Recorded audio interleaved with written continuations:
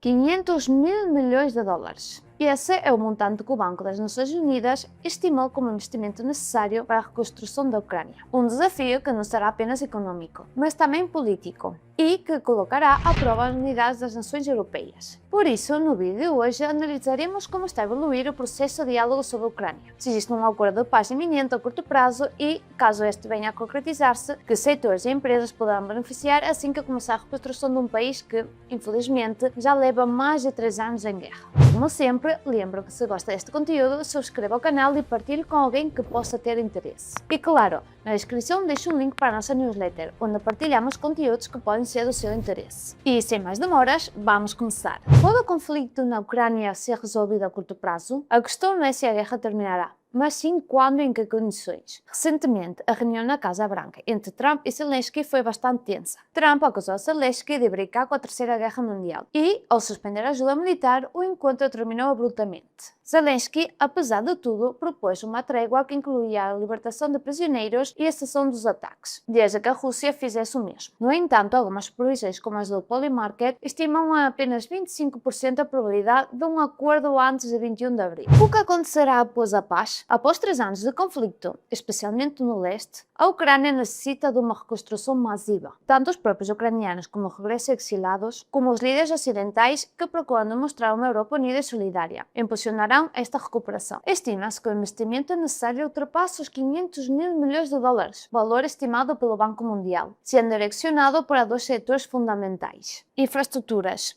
construção de habitações, estradas, pontes, escolas, hospitais e redes energéticas. Isto criará grandes oportunidades para empresas de construção e engenharia, onde as empresas europeias mais experientes desempenharão um papel de destaque. Defesa. Embora possa parecer contraditório num processo de paz, a Ucrânia procurará reforçar a sua capacidade defensiva após a guerra. Além disso, prevê-se um aumento do investimento militar na Europa, o que beneficiará as empresas do setor da defesa, impulsionado por planos como o recente empréstimo de 150 mil milhões de euros da União Europeia para fortalecer a segurança. 3 empresas europeias que podem gerar uma oportunidade de investimento tanto no processo de reconstrução da Ucrânia como no rearmamento militar europeu. Vamos conhecê-las. Mas antes, quero ser transparente consigo. Não sou uma assessora financeira profissional. O meu objetivo é partilhar informação e análises baseadas em fontes fiáveis. No entanto, esta é apenas uma opinião e encorajo a realizar a sua própria pesquisa antes de investir. A primeira delas é a Vinci. A Vinci é uma empresa francesa líder mundial em construção e concessões. Ao longo dos anos, tornou-se um ator global no desenvolvimento e execução de grandes projetos de infraestrutura,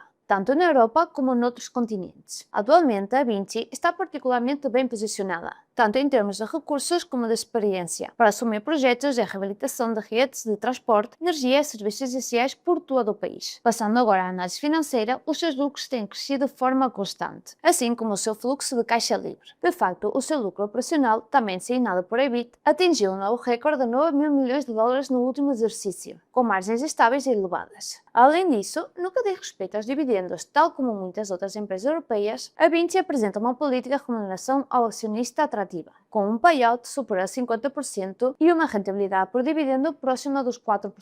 Uma prova da sua estabilidade é que, ao analisarmos o gráfico, o preço da ação tem mantido uma tendência ascendente há mais de 5 anos. E somente com um PER de 14 vezes pode-se considerar que está a um preço justo, o que poderá ser interessante ponderar uma entrada quando o preço regressar à parte inferior desse canal. Antes de passar à próxima empresa, recordo que na descrição do vídeo deixo um link para diferentes corretoras, com comissões muito competitivas e reguladas na Europa, onde poderá encontrar todos os ativos de investimento que vamos abordar hoje. Avancemos para a próxima empresa. A Ferrovial é uma empresa espanhola, fundada em 1952, que se tornou uma grande referência no setor de infraestruturas e serviços. E não é por acaso, mais de 80% das suas receitas são geradas fora de Espanha. Além disso, desde 2023 também está cotada no Nasdaq.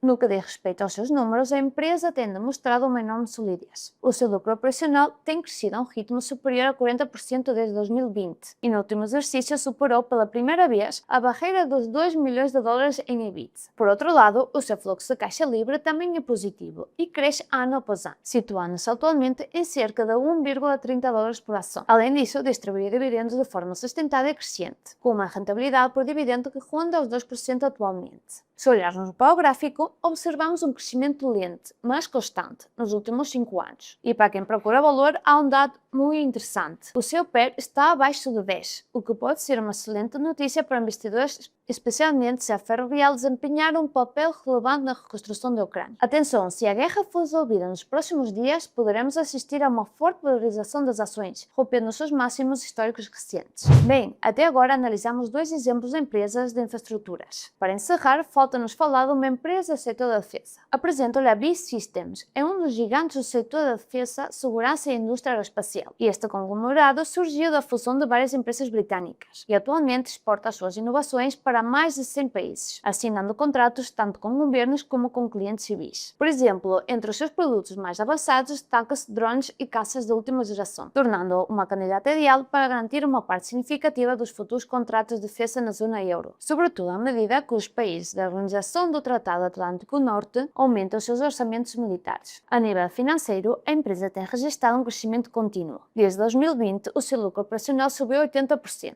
e se o volume de contratos de defesa continuar a aumentar, é provável que essa tendência se mantenha. Além disso, o seu fluxo de caixa livre cresceu mais de 25% no último ano e 70% em 2 anos, ultrapassando os 2.500 milhões de dólares em 2024. Isto lhe permite investir em novos sistemas de defesa sem recorrer a um endividamento excessivo. No que toca a dividendos, a B-Systems tem uma política variável, com anos de crescimento e outros de ligeira redução. Ainda assim, a sua rentabilidade por dividendo ronda os 2%, mantendo um payout que nunca desceu abaixo de 40% na última década. Se olhamos para o gráfico, as ações da B-System tiveram um grande salto no último mês, tal como muitas empresas de defesa europeias. O mercado já antecipa um rearme da Europa. E qual é a minha opinião? Bem, em termos de avaliação, a maioria das empresas de defesa disparou para PERs entre 60 e 70 vezes, especialmente as francesas. Já a B-Systems ronda as 32 vezes, o que ainda é elevado, mas menos exagerado. E outras empresas considera que podem liderar o processo de reconstrução da Ucrânia?